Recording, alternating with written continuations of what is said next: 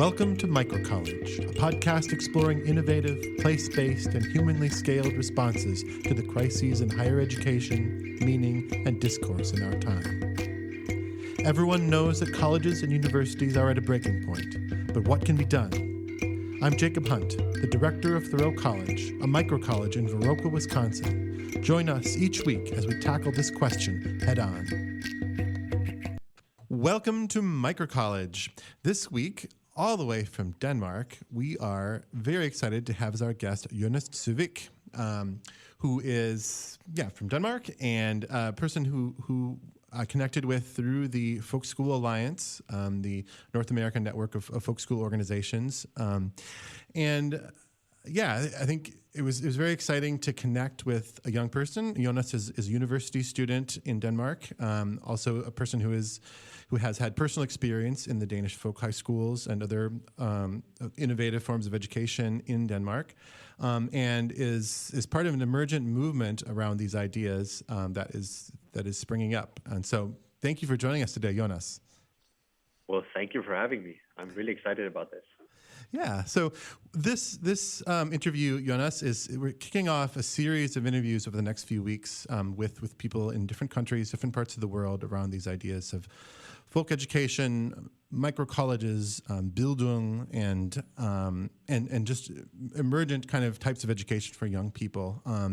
We've had on our podcast, for those who've listened earlier in the year, Julie Shackelford, who's an instructor at a folk high school, the International People's College in Denmark. So it's really exciting to have a person who's had a student experience.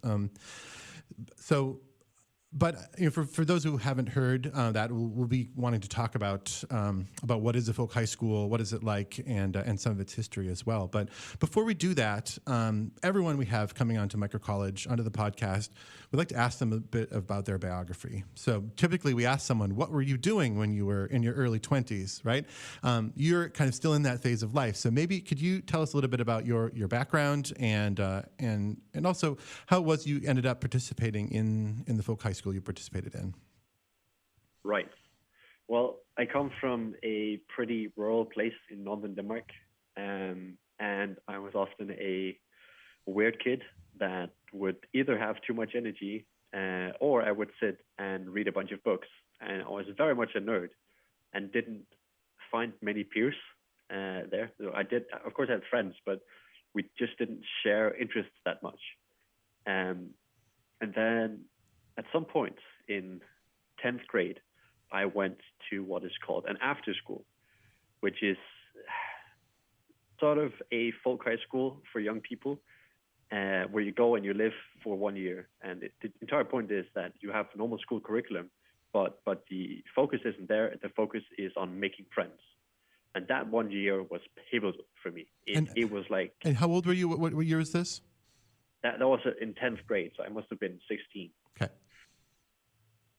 And this is a boarding school. This is you go away and live away from your family with people your age. Exactly. And you do that for an entire year, which it's quite normal in Denmark to do that. Like many people do it, and it's like a well-known thing to do. And for me, I called it dog year because I grew about 7 years in that one. There was so much maturity and development. And it just changed everything for me because I suddenly was close to people in a way I have never experienced before. I could suddenly meet different people that were more like me, that I could talk deeply with. Like I had long conversations with my roommate until like 4 a.m. And I found something there that was just really special and really beautiful. And then I went to high school, and very quickly I felt how I had been part of a different world. And that made me decide that also at some point I wanted to go to folk high school because it's very much the same spirit. It's very much the same idea. The difference is on a folk high school that you have more freedom. There's not a tight school curriculum. And you usually have some more opportunities to delve into stuff that you want to. So after high school, I saved up some money, and then I had been introduced to a folk high school very close to me that had this discounts, so it would be really cheap to go there. And I'd visited before, and I liked the place. And what's the name of this folk high school? Vrå, so VRAA. And I started there in 2020, which, as you might imagine, or as I imagine, might be the first thing that comes up for you. Is like, oh, that's the year COVID hit. You're exactly right. So we started in January, and then in the beginning of March, the school actually shut down. So I was a bit cheated, but I still really got to get into the folk high school spirit and vibe in the first couple of months. And then we were sent home, and then we came back in June, I think, early June, and things were very different. And I want to speak about some of the differences today because I think they're really important and really interesting. But one of the things that we first experienced was that you couldn't mix tables in the dining hall. So everyone sits and they dine, like morning, lunch, and breakfast. No, not breakfast, dinner. And we sit together, and usually you would just mix and match and sit wherever you want. But now suddenly, because of COVID, you had to sit in your dormitory groups. Mm-hmm. And I took a second semester beginning in August. And both at the end of the first one and throughout the second one, there was such a big difference in the connection there was between people, because you couldn't intermingle. You couldn't just go to whoever's room. You couldn't sit down with whoever and eat, because you had to try and stay in your COVID contact groups. And that really surprised me at how important it is to intermingle between people. I'm starting to share. I'm sharing this right off the bat because I think it's quite important that I give this caveat that I've had quite a different experience than most people going to folk high school, because I was there during COVID.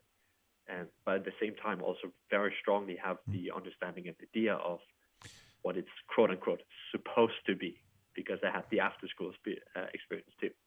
Yeah, you've got a good a comparison to be able to make from before the pandemic and after. Yeah. Yeah. So stepping back a couple steps there. So one of the things I've found in talking about education and educational systems in different countries around the world throughout my career as a high school teacher and and through this college project is that it's actually the structure, the schedule of school, of education seems like, for many people, like the laws of physics. It's something that's very difficult to actually think in a different way. And so I think one of the things that's very interesting about Denmark is both with the after school and then with the folk high school, you have two forms of alternative education, you could say, or alternative at least from the perspective of the United States, that are fully integrated. They're known. They're incorporated into the culture now for a long, long time. I mean, the after schools, do they go back to the 19th century as well? Yeah, they go far back too. I actually don't know which one outlived the other. I'm not sure, but I would imagine that they're quite close in origin. So with here in the United States, there's a handful of say high school semester programs. There for many years was one here in Wisconsin called the Conserve School that students could go. They were there for, it was focused on the environment during a year of high school, and it was a transformative experience. I had a number of my high school students who did that, and they came back and they described things in many of the ways that you did. This was a major watershed in their life. But these are very unusual places. They're sometimes quite expensive, and there's just not very many of them. And it's not many people have had that experience. But it seems like in Denmark it's a common enough experience that it's part of the vocabulary about what it's like to go through high school. Is that right? Yeah. It's like saying I'm going to high school. Yeah. Like of course it's more optional for you to go to after school or folk high school, but there's a lot of people who do it. I think after school, this is my guesstimate, but I would say 60 to 70% of 9th or 10th graders go there. It's very highly valued. And then folk high school would be less, but I would still guess 40 to 50%. Yeah. So I experienced it sometime throughout the 20s. Yeah, Lena Rachel Anderson, who will be on the podcast in a couple of weeks, who's really written the book about the folk high schools in English world, at least. Her number was about a third of people in Denmark in each kind of annual cohort do the folk high school. Yeah, that sounds about right. So I just for people, for our largely American audience, our audience, is increasingly global, but a lot of them are from the U.S. I mean, Denmark is maybe a country that they don't know too much about. So I wanted to just to give people some context. I mean, Denmark has a population of about 5.5 million people, which is about the same as the state of Wisconsin. Which is an average size Wisconsin, American state. The area of Denmark is about the same size as the Driftless region. It's comparable to, so considerably smaller than the state of Wisconsin. And in Denmark, there are about 70 folk high schools, is my understanding.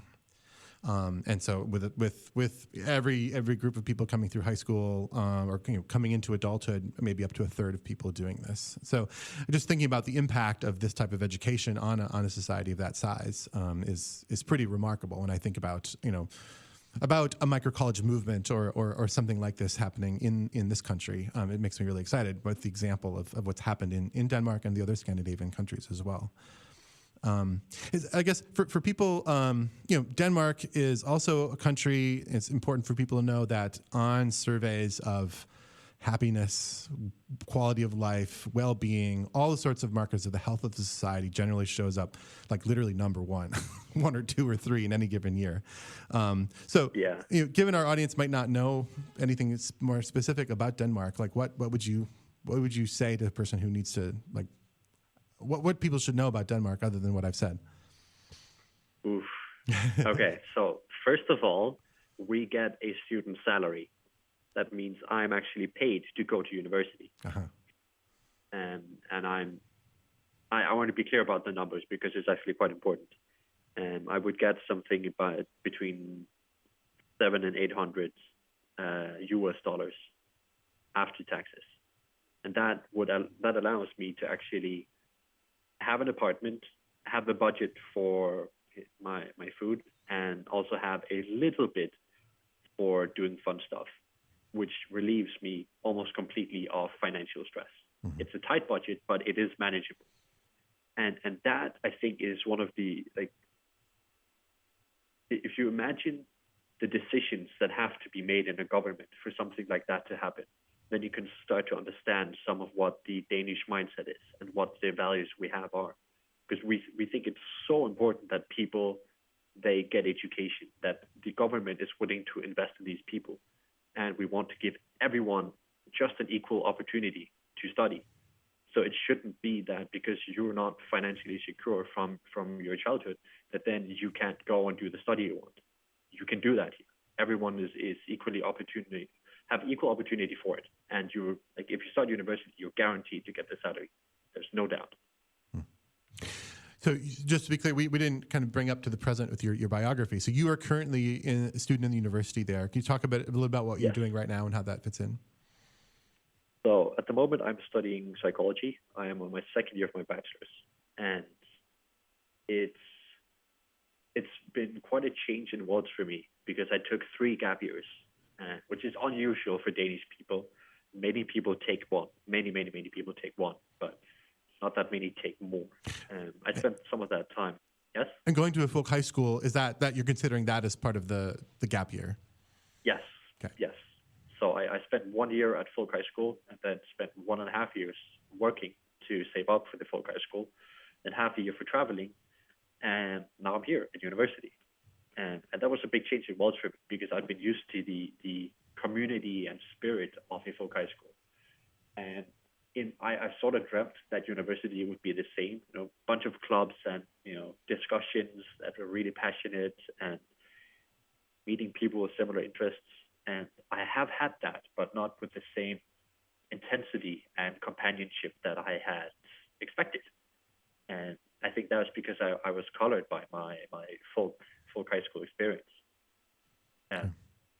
But in many other ways, it's great. It's fantastic because you meet some fantastically smart professors and you get to have your world opened up wide in more ways that I could ever have imagined.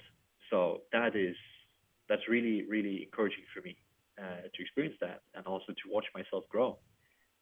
Yeah. Specifically, the psychology, I can get some more understanding about what also happened at the Folk High School on a personal level, but also on a more community-based level, because I'm really interested in that sort of stuff. Microcollege is recorded in the broadcast studios of WDRT Viroqua 91.9 FM Driftless Community Radio on Main Street in Viroqua, Wisconsin. Thanks to Jim and all the folks at WDRT for the support of Thoreau College and the Microcollege podcast. Yeah, great. So thanks for bringing us up to date there. I guess, so what you're saying about, Denmark is a society which has in many ways prioritized education, and that can mean a lot of things, right? Back during the Cold War here in the U.S., that meant, educating people in engineering, basically, math and science, right? We're going to compete with the Russians. In many societies, education can be framed in lots of different ways. What's interesting about what's going on there in Denmark, to me, is that there's a big chunk of society of young people going through education, resources from society being put into this form of education, which is pretty explicitly not quantitatively measured, right? It is framed in a different way, and I guess, and it has a particular language around it that I'd love to have you explain. But can you talk about, from your position, having done this and having now entered university, where some people have done the Folk High School and after school, and some haven't? Like, how does the society as a whole understand this education? What makes it something that the society as a whole is wanting to prioritize and invest in? Do you mean education in general, or do you mean the folk high schools? Specifically the folk high schools. Yeah. Well, I think it's generally understood that it is a place where you can go and be free from the cogs and the gears of the otherwise quite strict and repetitive machine of setting up your career. And it's an opportunity for you to get out of that bubble and just take a step back. And much in the same way as if you weren't, there's that trope of you go to travel to find yourself. And you can very much do sort of the same thing here, because getting yourself removed from the cogs and then taking a breather and reorienting can maybe show you that you were heading in the wrong direction, and maybe you should do something else. So that's like the basic. Some of what is valued in terms of what people are learning at the schools is to refine the joy in learning. It is to simply just be bewildered and wondered and amazed at things without any purpose. So an important point to share here is that you don't get a diploma to go to these schools. It's not like it's something you can have on your CV necessarily. And there are also no curriculums, and there are no tests. You go to ceramics or to arts, and the teacher asks you, what do you want to do?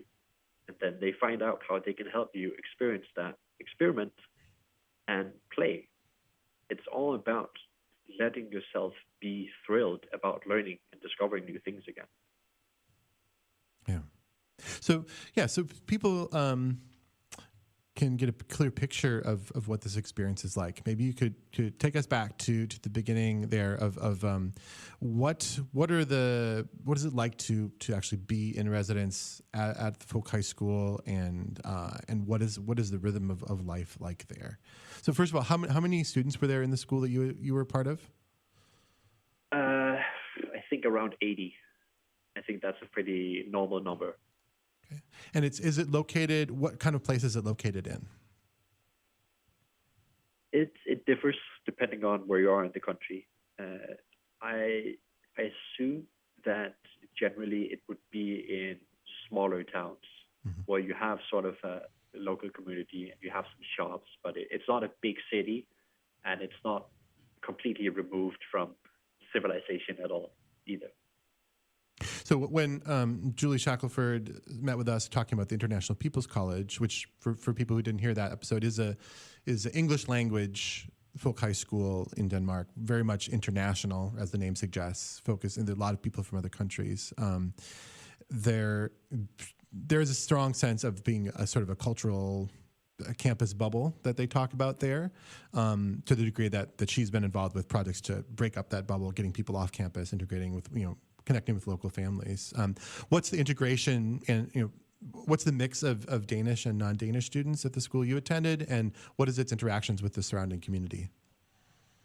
So there were actually quite a lot of international students at my school. And I think the principals have been really good at making connections and networking out in the bigger world, and they had some really good opportunities for internationals to come by. We especially had a lot of Japanese students, which was really interesting. And I forgot what else you were talking about. With the international students there, were they the language of instruction and community life was Danish, or was it English, or? Oh, yeah. So generally we would then accommodate and speak English for everyone. There would be once in a while some things would have to be Danish because it was declared by law. So there were some cultural events that we had once a week those had to be Danish. But that was at my school also partly because back in the 100 years ago or something, the school I went to was actually at another place. Then it had to be moved. So the entire village or town helped disassemble the entire school, move it, and then rebuild it. That was a community effort. And because of that history, the principals on the school, they have made this decision that every Wednesday they will invite the entire city or town to come and have dinner with them. Uh-huh. Then there will be a cultural event afterwards. So that's a way for them to give back to this community who made the school survive. And so those events will be in Danish. That's fascinating. I mean, that's as we've been talking about microcolleges here and Thoreau College here in Viroqua, the relationship between these schools and the communities in which they're located is an interesting variable. As you know, Deep Springs College, where I went, is very explicitly separated. It's isolated out in the desert, and there are very little kind of connections with the surrounding communities. Here at Thoreau College, we've kind of rooted ourselves right in the community. We run a storefront business. There are many ways that people can participate in our programs. We're integrated with the Driftless Folk School, where there are a mixture of people of different ages doing classes together. So it's interesting to hear that sounds like there's a sense that of the surrounding community that this folk high school is a key institution. It's part of the community itself. Yeah. And that is also partly because the town is super big, so it is a considerable institution. So I know that the different folk high schools have often different curricular specialties or focus of some kind. What sort of things were happening there in terms of classes or activities that were happening in the folk high school? Right. So this one was very much focused on music and arts. So there was ceramics, which is very popular at the moment in Denmark. Lots and lots and lots of people go to folk high schools to learn about ceramics. And then there was a bunch of different types of musical things, which was both normal music and electronic music. It would be songwriting. It would be playing songs together just in general. A great mix between those things. And then there was some, you could go with the janitor around the school and be taught how to, be part of the maintenance and upkeep. And that was like a subject you could take. Uh-huh. What I did was I had electronic music, and then I had writing. So it was just a writing class where we would sometimes do some exercises and then write those out and give each other feedback. And sometimes we would write our own stuff and then share that. Great. So would you say that the students, choosing to attend, this school versus others, or they're self-selecting on the basis of their interests in terms of say music or ceramics. Would that be the case? Yes, I'm pretty sure that the main decision, besides the cost, because the cost varies, the main decision will be, okay, what types of classes are being provided at the school. Great. So great. Students are living together, up to 80 or so students. Are some of the teachers living there as well? It depends. So the tradition normally, both for the after school I mentioned and for Folk High School, is that the principal lives on site. So they will have like their principal's house, which is specifically built for it, and then they will live there. Mm-hmm. And it's not uncommon for teachers to also live either there, if there's housing for it. So they would have their own homes, but it would be sort of on site. And many others would live very close by, at least. There's generally a sense of, yes, they are there for work, but to many teachers, my understanding is that it's not just a job, it's more of a lifestyle. Mm-hmm. So shared meals, as well as these shared events, festivals, things like that, are part of the culture, correct? Yeah. So could you talk us through what is a typical day like for a student at the Folk High School? Yes. So you wake up in the morning around 8, and then you eat your breakfast, and then there is morning assembly. And so everyone goes and gathers in the assembly hall, and we start out by singing a song together. And for the Folk High Schools, we specifically have a Folk High School songbook, which is a collection of various texts that are part of the cultural history. They're usually a bit older, but many of them are centered around community. And many of them are also written by Grundtvig, which is the guy who sort of founded the idea of the Folk High Schools. And he was a prolific songwriter too. He wrote a bunch of hymns for the Danish songbook too. For example, something like Beatles' "Let It Be." That's like a classic that we would have in there, and things much in that same spirit. Right, part of the international songbook for sure. The Beatles. Yeah. So we would sing a song, and normally, so there's a song, and then there is a lecture, and the lecture can be by the principal, or by a teacher, or by a student. There are no rules to what it could be about. I had a Brazilian friend on the school who chose to talk about Warhammer, which is, if you don't know, it's like a video game and also a board game, and it's a very big world. And he's just a nerd. I think it's really interesting. And so he went up there and talked about it. And, well, yeah, some people think, okay, why in the world do I have to listen to this? But you get an insight into the interests of other people, and you can get a sense of how this might be important to them. And you can just learn something that you might never have heard about before. Like we had a teacher who talked about the producer of Backstreet Boys because he was a big fan of the work he did. I would never have known anything about that. And now I do, and I think about it sometimes. And so it's a great way to be introduced to things that other people know about. And it would, like, I did it a few times too. And you just go up and ask, hey, can I do the morning assembly on Tuesday? They say, yeah, we got nothing important to tell, so yeah, sure, go ahead, you grab it. So that will be like 30 minutes, 40 minutes or so. And then there will be some messages if anything relevant or important is to be told. And then you go and have classes.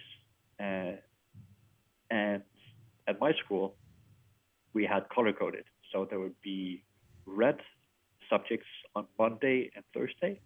And then there would be blue subjects on Tuesday and Friday. And then Wednesday, there would be a split on the until noon and then afternoon. And that was like different buckets of subjects you could have. And then these days, you would just spend an entire day there. So from, let's say, 9 and until 3.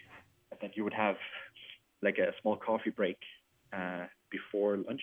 Then you have lunch for an hour, and then a small break around 2, for example. And then you would just sit at a workshop and do your ceramics work if that's what you wanted. Or maybe the art teacher would start by introducing a specific artist and their technique, and then you can spend the first hour playing around with that technique and see if it's something you find interesting, and then you can let that go and go back to your other work afterwards. And now the scheduled day would end at like 3 or 4 officially, but it is in no way uncommon that people will stay around because they're so engrossed in what they're doing that they just want to keep going. And sometimes if they're really, really deeply engrossed in it, which is usually if they've got a great idea, or maybe it's showcase night soon, then it's not uncommon that when you go for dinner at 6, people will be missing. And, people will look around and say, hey, is Anna missing? And someone else from her photo team will say, oh, yeah, Anna's still over there working because she wants to have some pictures ready for her mother's birthday or something. So you can still use the workshops, and they're open to the students at all times. And people will just stay there often, or they will go to some of the common areas and just hang out and play board games, or light a fire at the fireplace, or go and make a campfire. Because I think almost all folk high schools also has a campsite with a campfire. Mm-hmm.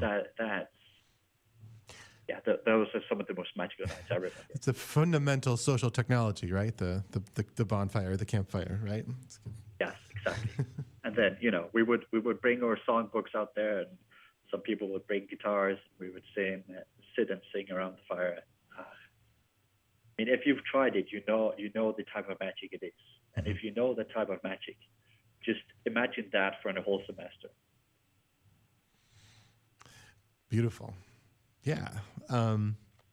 So one question I've had is I think we, in developing Vrå College, we framed it as a college. We're placing it into the realm of in relation to higher education here. And I'm wondering if you could describe, I think you described just now very beautifully a social environment, an artistic environment, or places where people can get deeply into a medium or into a project of some kind. Could you characterize? I mean, is there an intellectual conversation going on in this community, or are there discussions of ideas and that sort of thing? And if so, what is that like? There very much is. So the majority of the subjects on a folk high school can be put into 3 categories. There's sports, there are arts and crafts, and then there's the intellectual. And music, sorry, 4th bucket. Sorry, music people. But the intellectual part is very much a big part of the tradition, and it's something that many of these schools are built upon.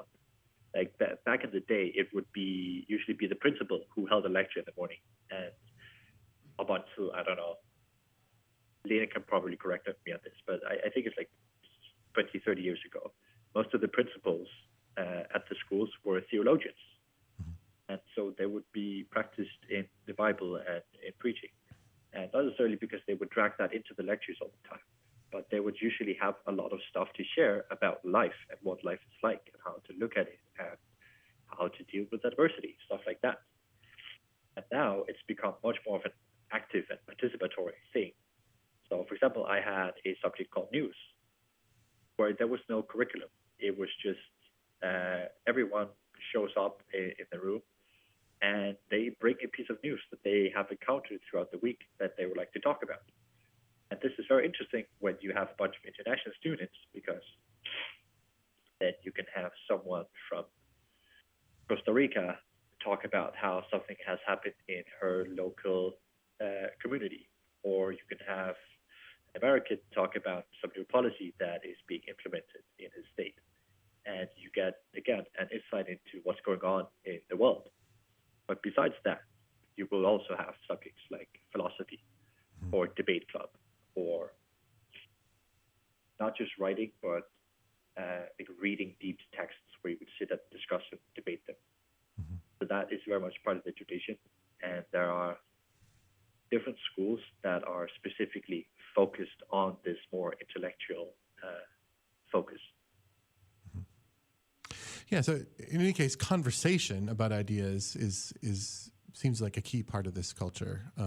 Next week, we'll be talking with John Vervaeke, who you connected us with, who is a really wide-ranging, dynamic thinker, cognitive scientist, interested in all kinds of what he calls an ecology of practices around meaning. And a big part of that is dialogue, right? Socratic dialogue, conversation around big ideas. And it did seem, what I hear when I hear the description you've given to us is the creation of a context for a certain kind of conversation, right? The arts are going on, there are meals, there's singing, but then there's a lot of space there where conversation has happened, right? Is being practiced in a way. Does that sound right? Could you characterize is that a part of the purpose of the Folk High School? Yes, I think it very much is, but it's not necessarily explicit. It's some of those things that, through the way the school is set up and the way that the teachers and the principals facilitates the environment and also the spirit of this community that arrives, many of these things happen naturally. Like the deep conversations will happen spontaneously while you're sitting in the living room, and maybe you just finished a game of Uno, and then someone shares something about what happened with their brother back in the day, and then someone else shares another story of, well, yeah, I've had the same experience. And then suddenly there's this closeness that arises where people start to feel connected and like they understand each other way more and more deeply. It can also be that you sit at a bench at a party, because usually there would be some parties in the weekends, and you have a very heated discussion with your American and Brazilian friend about the ethics of, I don't know, forced equality, or how we should go about fixing the environment. And there's space for both the really personally close conversations, but also the debates of what's going on in the world. Normally, there will also be a debate about things going on at the school and what we can do about it if we're dissatisfied, because it's very much encouraged that we be part of the decisions that are made at the school, or at least a part of asking for things. So if we would like to build a new hut or build shelters at the school, we can ask the school, we would really like this. We thought it would be awesome if this could be a possibility.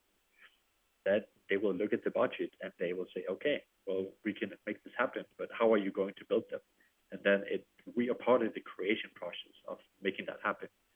So it's also a place where you can experience being politically involved directly in a way where you see it happening and you're part of the action right that's there. Thoreau College is a leader in an emergent movement dedicated to the renewal and revitalization of higher education through the creation of new, humanly scaled institutions with holistic curricula known as microcolleges. Thoreau College, higher education for the whole human being. Yeah. So that's another resonance for sure. This governance, being a citizen, being an active participant in an actual community, certainly seems an important part of the type of education we're talking about here. I wondered if you could talk about, Jonas. I know that when we've talked in the past, you've done a great job at articulating your understanding of the explicit kind of mission of the folk high schools. I understand even in the legislation supporting the schools, there's discussion of certain principles of human development that are the goals of the folk high schools. So I'm thinking about Dannelse and concepts like this. Could you share some of that? Oh, well, it's been a long time since I read the specifics. But generally, yes, the entire approach and mindset of these schools is something that we in Danish call Dannelse, which translates into the German term bildung. And for you who know the ancient Greeks, then maybe if I say eudaimonia, that makes sense to you. Mm-hmm. Human flourishing. Exactly, human flourishing. The entire idea is to cultivate people into maturity and growth. That's like the basic concept that all these schools are trying to facilitate. And a key point with this is that they don't give you answers. They won't be so arrogant as to tell you that they know better. They will simply instigate you and provoke you to ask questions and take a stance and think for yourself.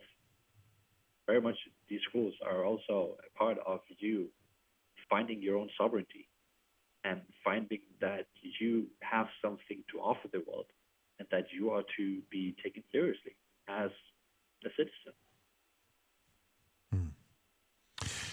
Yeah, so Jonas, one of the way that we connected was that you were participating in one of the Zoom calls of the Folk School Alliance, which is a North American organization of folk schools, the community of practice, and you are setting off on a quest of some kind related to these ideas and perhaps networking institutions with similar ideas. Can you talk a little bit about the project you're involved with?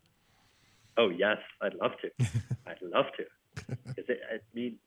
So since I was quite young, I had this sense that I wanted to do something special for the world. I didn't just want to have a 9-to-5 job. And I kept thinking what that should be.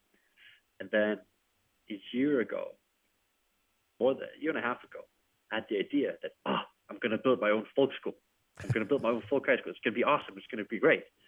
But then I started connecting with John Vervaeke, and then later you, and then Julie, and other similar people who are doing similar stuff to what I now am hoping to do, which is to try and bring this folk high school model out into the world in a bunch of different, very diverse variations. Because throughout the last decades, there have been people from other countries in the world contacting the Danish the Association of Folk High Schools and asked them, how do you do this? How do we build one for ourselves?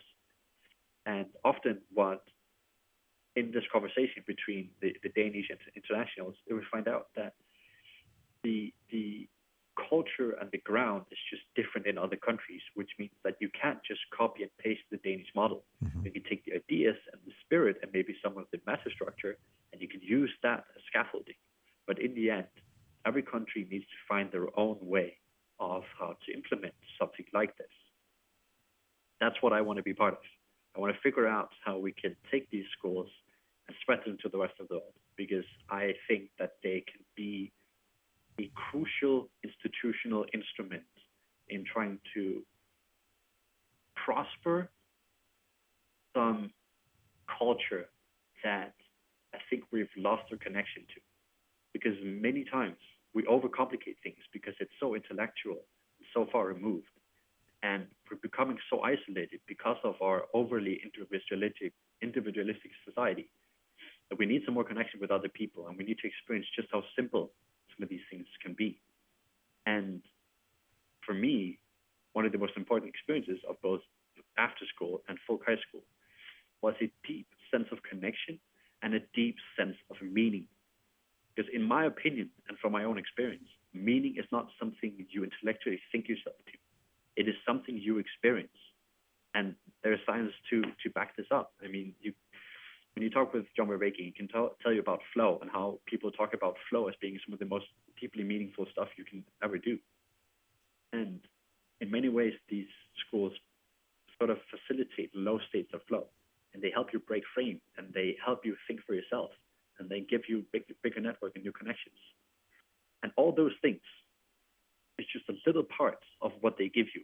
And all that, to me, is some of the things that we need in the world right now to face some of the problems that we're facing.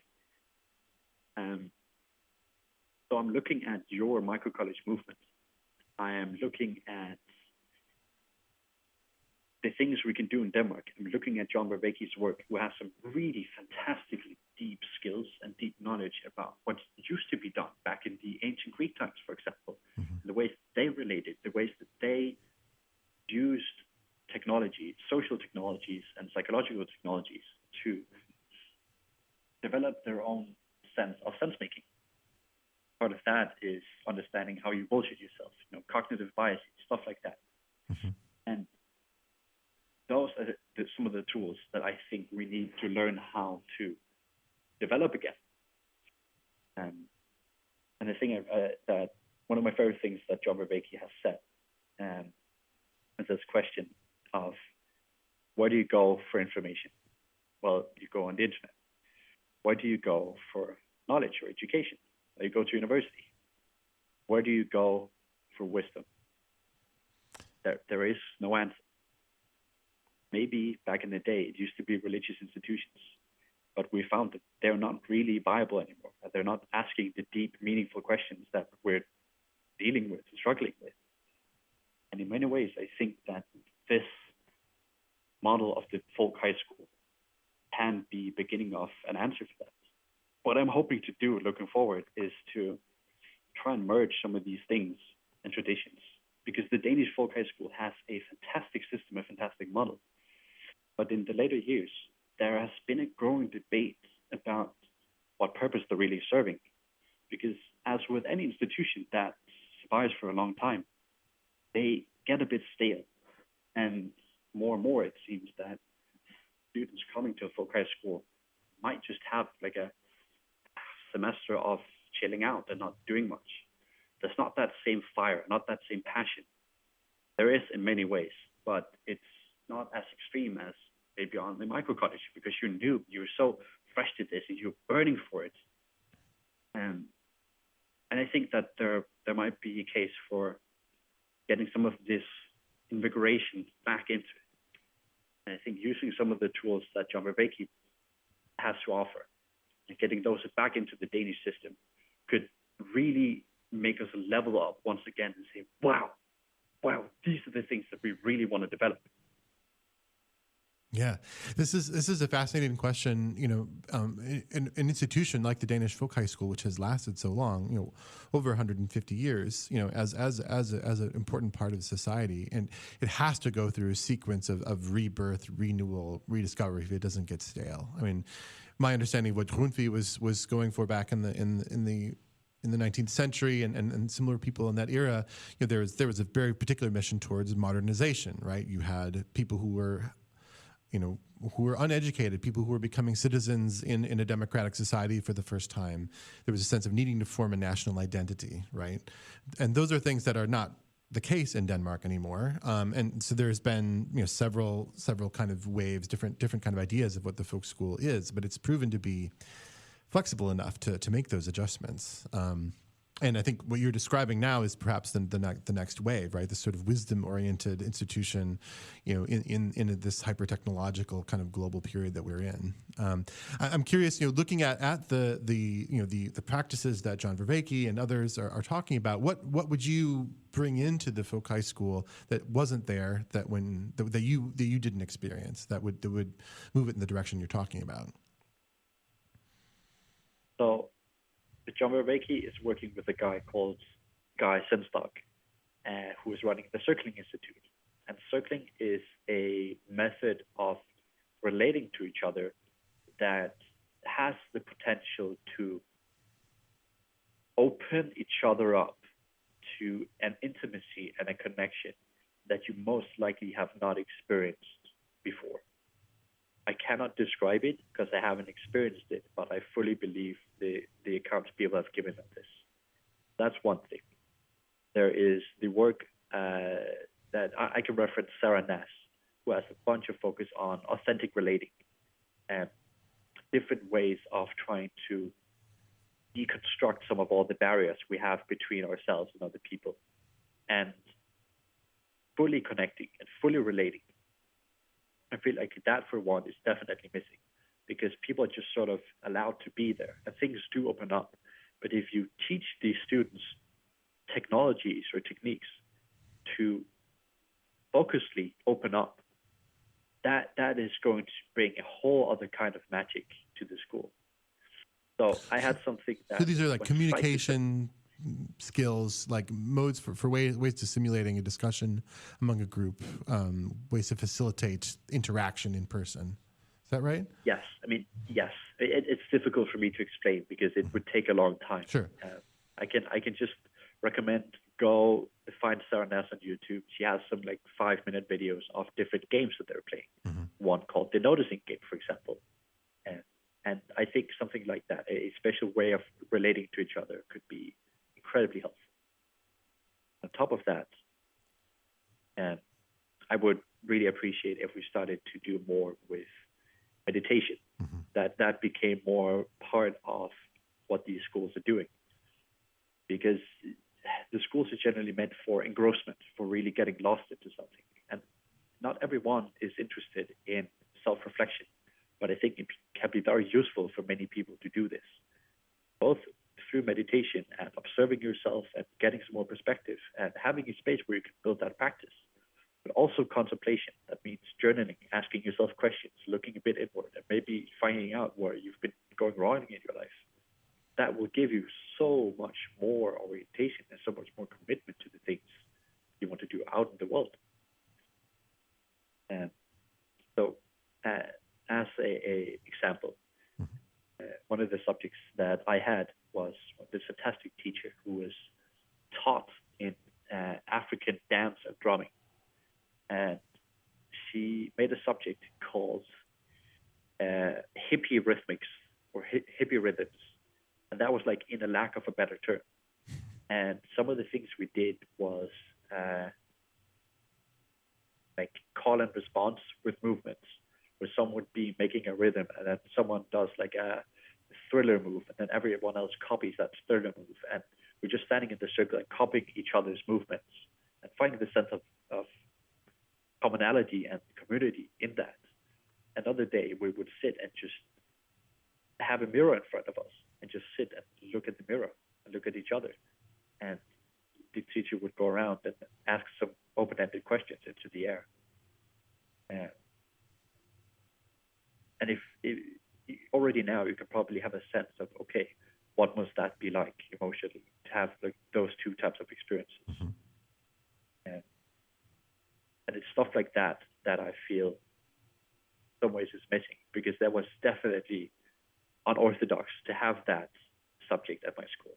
And I wish that there would be more things like that. I think in some ways we're losing the ability and the skill to relate to people, especially because of social media and how that's creating this other layer of all the context. Sometimes it's really healthy to just get that away, just come back to the simplicity and primality of just relating to another person with your guards down. And is there the in terms of technology, is there community standards or rules about that as at the folk school you were a part of? No, that were not. And do you think I think it could be useful. Would that be something you would add into a school that you would start? Yeah, I probably would. I would probably say something like, not while you're in the dining room, not while you're at the assembly hall. Maybe even out in the workshops, you would say, okay, well, we're all going to go and put our phones on this shelf, and we can go there specifically and check it if we are looking for something specific. Maybe we're looking for a tutorial or some paintings for inspiration. But otherwise, try and limit it as much as possible, because it does change the way we relate to each other.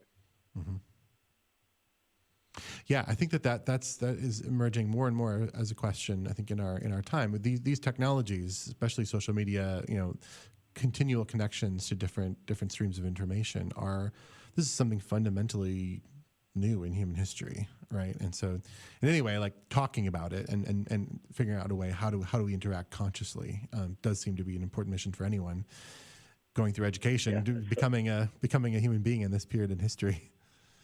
Yeah. So a quick example, like something like the policy on how to treat phones on the folk high schools, that could also be part of a democratic decision. That at the beginning of the semester, the school will sit everyone down at an assembly hall and say, we all need to agree on how we want to use your phones and the ramifications around that. And then everyone comes to an agreement. Like that, I could very much see that happening at many schools, because then it's not just the principals making a decision, but it's part of a democratic process that also teaches the self-governance. It also teaches them to think critically about, well, how is my phone use? And how do I feel about other people grabbing out their phones, and I'm sitting there feeling awkward, and then I feel like I have to pull out mine too, and then we're just sitting there staring at TikTok for an hour instead of like breaking through the awkward for 30 seconds and then suddenly having a conversation. Yeah. So we're getting close to the end of our hour here, Jonas, but there was a question when I've been describing the Danish folk high schools after our conversation earlier this year and in my reading about it, when I'm describing them to American students, high school students or college students, one thing that stands out as unique and it's similar to Thoreau College, but unusual certainly in North American context, is the total absence of grades, certification, evaluation, any sort of the kind of formality that people associate with education. And the question that comes up for a person not in a system like that is where do you find the motivation? What is how do the students keep moving forward in their work without that sort of formality? And maybe as a student of psychology, you have some insight into this as well. Why do people show up to class, for example? Very simple, because they're interested. And it can be a struggle.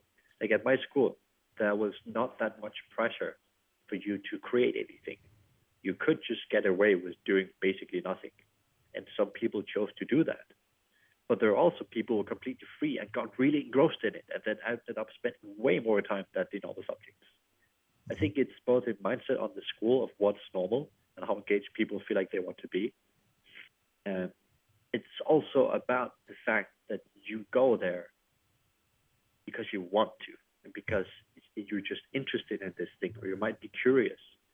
And I think it actually in many ways removes some of by removing the grades, it opens you up to be more motivated because suddenly you're finding intrinsic motivation. So in psychology, there's made this distinction between extrinsic and intrinsic. And extrinsic, obviously, grades or rewards or money, like all kinds of different stuff. But those things motivate you because of the reward, because of the external thing. You're not interested in the thing itself. And there are actually studies that show that you think less creatively, you're less interested in a task, and you're less playful when you have an extrinsic motivator. But if you are intrinsically motivated, it means that you are in this space of playfulness and curiosity that opens you up and makes you think more creatively, and you find a deeper sense of meaning with what you're doing because it's what you want to do.